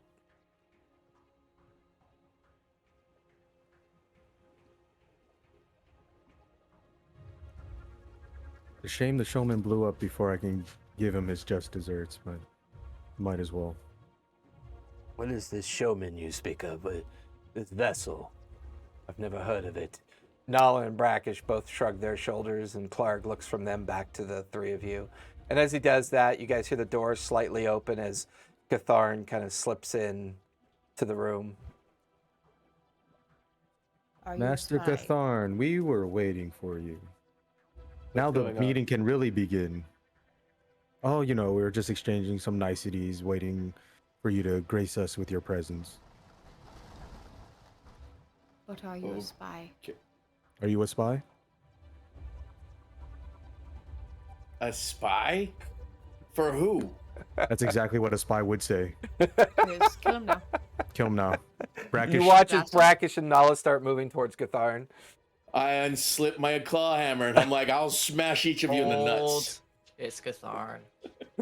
They all kind of stop. Clark kind of laughs a little bit, chuckles. It's too bad. He looked like he needed a hug. I just wanted to give you a hug. Uh-huh. Some things have come to our attention. We had a meeting with Thorvald. And we have some choices that we need to make. I was there. Oh, I was talking to all of the crew. Oh, okay. Gutharn's just like, I was there. He's far more interesting sober than drunk, that's for sure. It's good to see your pupils not the size of your entire head. I do have a fight tomorrow. Fair. Don't we always have a fight tomorrow? Just thinking the same thing. Yeah, but this one's for fun. I'll take out Aren't they the all Don't we kind of always for have a fun?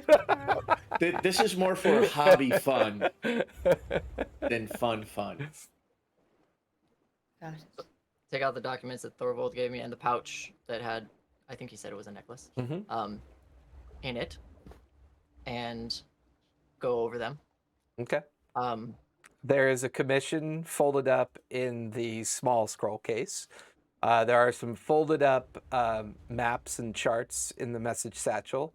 There's a brand new captain's log, an empty journal, so to speak, for you to utilize if you choose to. There's also a leather kind of like fob that you can wear on your belt with a silver ear and a silver face whispering into the ear, and kind of in a small bag at the bottom of the satchel is a very small kind of like silver and diamond pendant.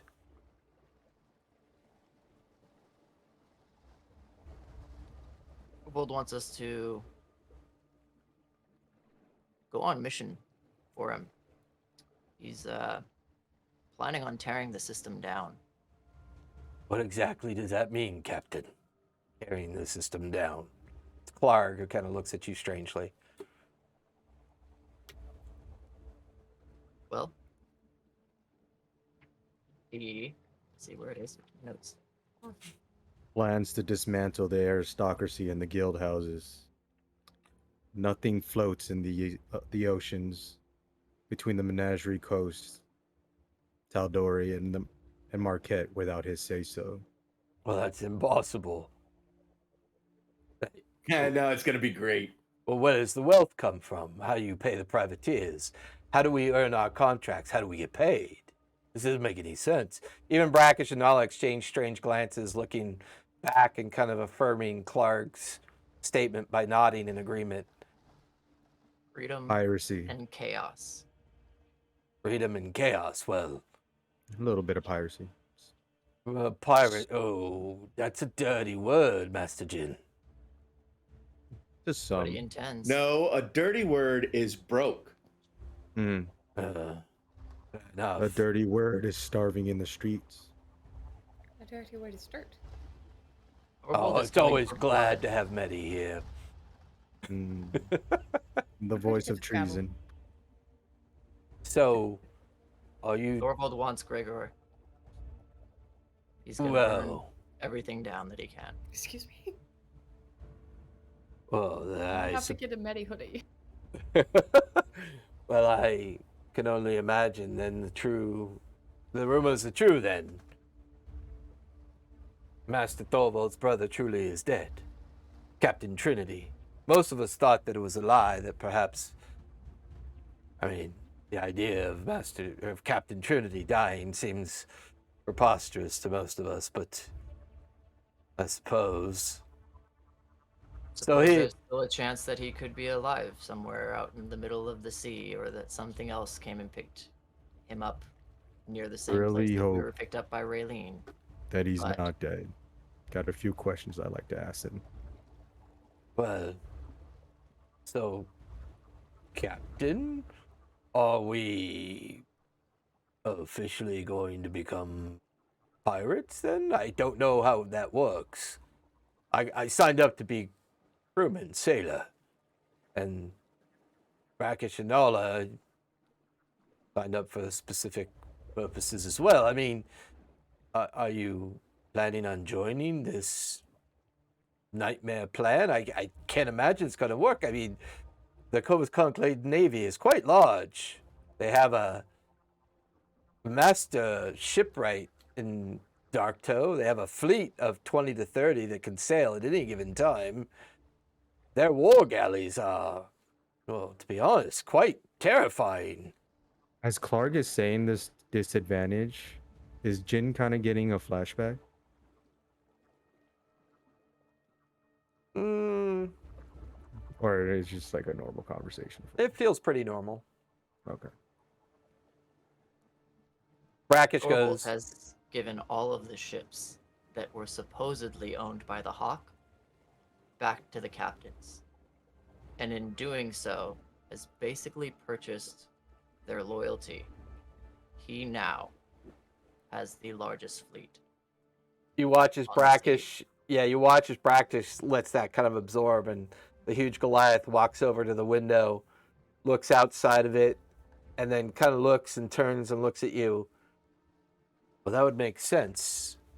Some of the captains left rather early. Others took down their banners, their guild house flags when they left. If he dissolves the guild houses, I mean, the amount of deprivation along the coast will be massive. The Zohashi and Dwendals and Gregor himself won't stand for this. The fleets will sail. It's only going to be a matter of time before war breaks out. If an entire harvest rots on the docks, thousands will starve to death for sure. No doubt.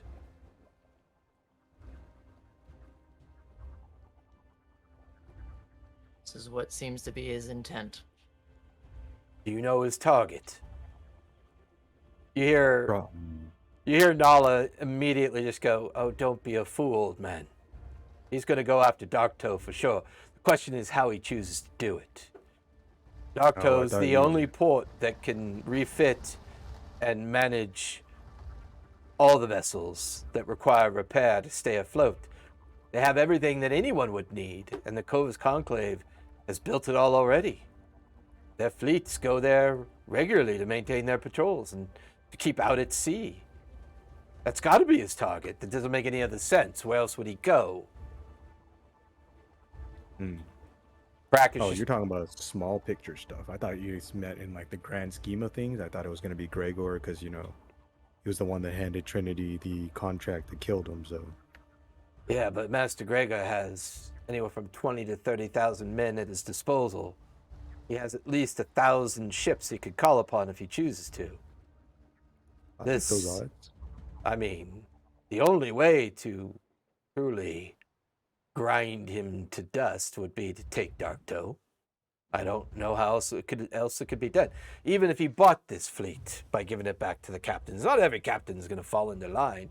He gave you a choice, did he not, Master Omni? He did, but that might have been out of what tiny semblance of guilt he may have had. Heart for using us Of as all bait. the guilt. All three of them just kind of look at each other. I wouldn't trust that bastard any further than I could throw him.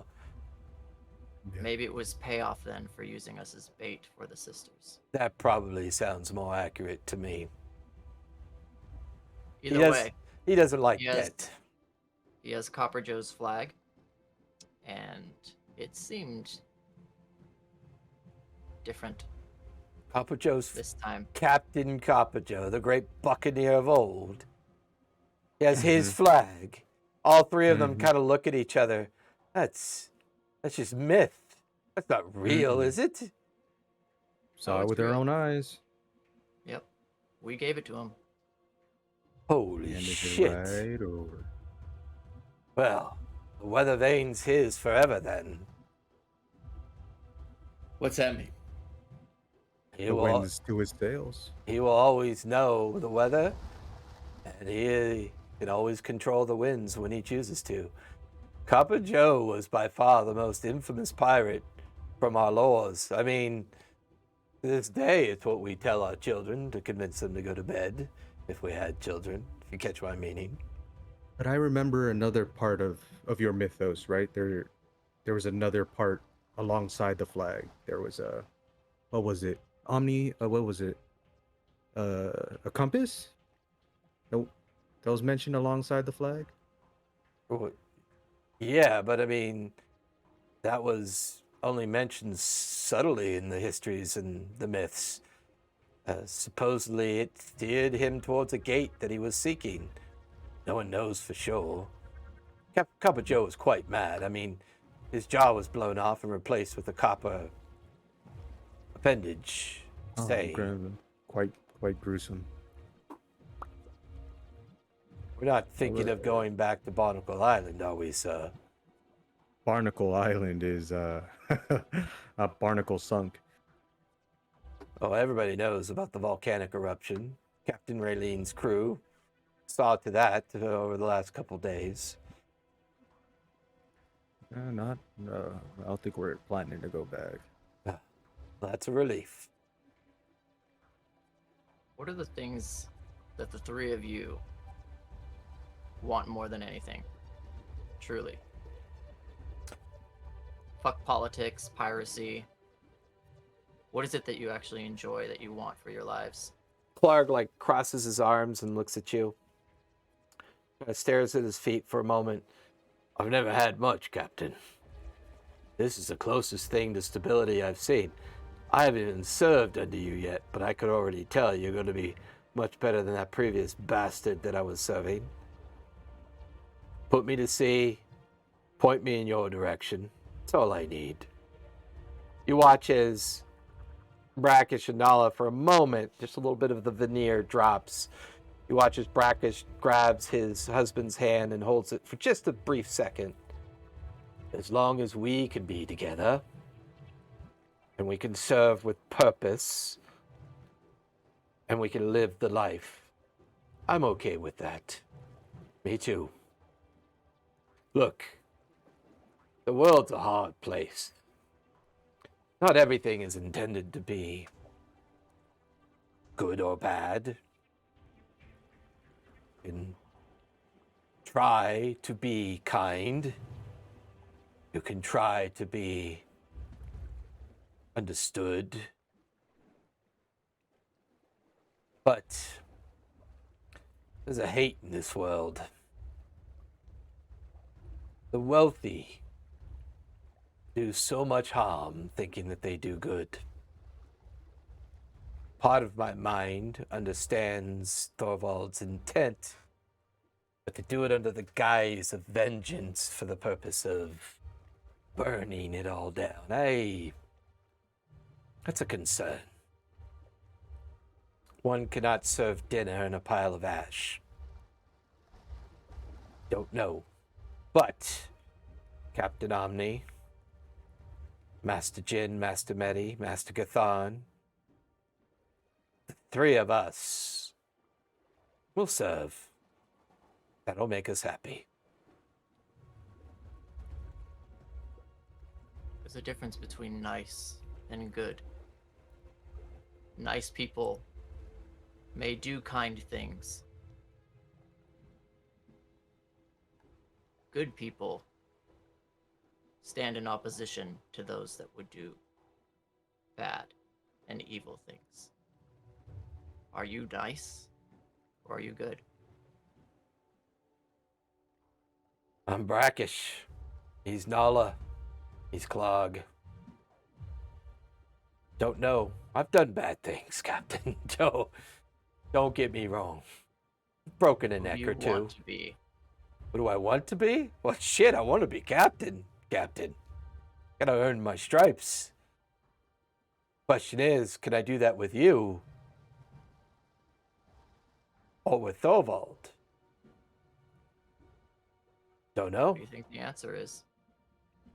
I think you're the answer. I think you and your friends have an answer in mind for yourselves, and this may have been the most exciting revel that I've ever seen.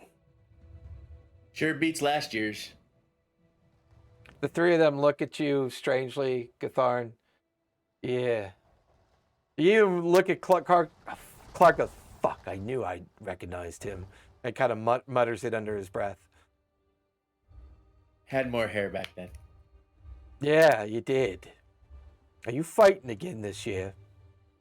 Yep. You watch as they're immediately counting the coins in their pouch. Sorry, Captain. Look. It's hard to be well-intended. We will do the best that we can. If that's enough for you, it's enough for us. We all have hopes and dreams. But For now, I'll settle for a warm plate of food, a ship underneath my feet, steady pistol and sword at my belt, and a good crew. It's enough for me. Speaking of crew, I think we got like someone. Who? They all three kind of look at you. Keth, Thorvald Scribe. That She used to be a scribble merchant. What good is she? She used to be a captain. Yeah, we know. And if my assumption is correct, she knows all the proper documents required to fill out if we ever need to make dock somewhere, i.e., forge them, make sure we got the proper papers, so on and so forth, find out proper call signs. She's also a spy. Oh, yeah, there's that too. Above game, was Thorvald saying that she was a spy for them or for, like, with the sisters? No idea. Yeah, Maximilian whispered that to Jin, Oh, gotcha. and the intent was they don't know who she's spying for, but she's not spying for the Whispering Ear. She's not one of Max's. Max's. Okay, that's Max's organization. Correct. Got it. Okay. But Gatharn did see her with someone that looked a lot like Max.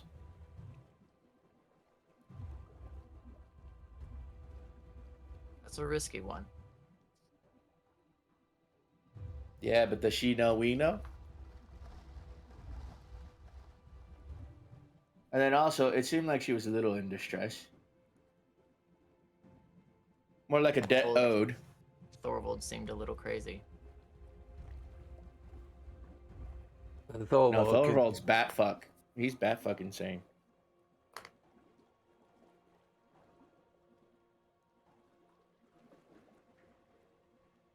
We will do our best to continue to provide the things that you all desire and bring us all closer to reaching those goals. If captaincy is what you want, We'll steal you a get shit. there.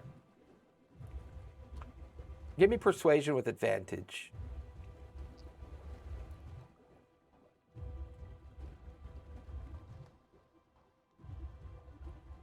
I was rolling so badly before, and then my metal die came through for me. Natural 20, so 28. 28.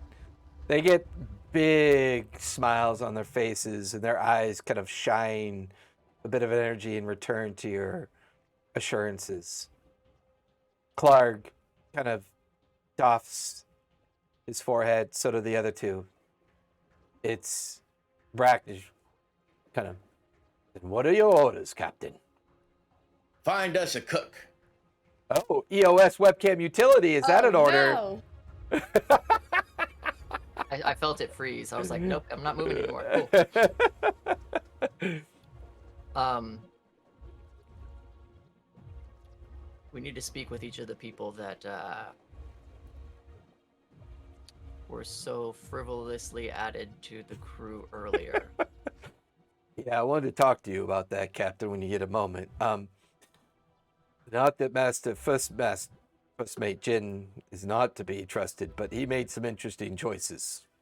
Very interesting. Yeah, the positioning is going to have to be reworked as well. And I'll look to Jin, and we need to discuss a few things. Begging your leave, Captain. Shall me and mine get back to work? Yes, if you can wait 10 minutes and then send the crew in one at a time. We'll have talks with them and see what we can figure out. Bad enough, Captain. That you watch the three of them kind of doff their hands once again, make their way out, and you can hear their heavy footsteps going up to the deck, and you can immediately begin to hear orders being barked out. "Line up, you swabs! Get over here! We have questions. Don't take that out of your mouth, you idiot."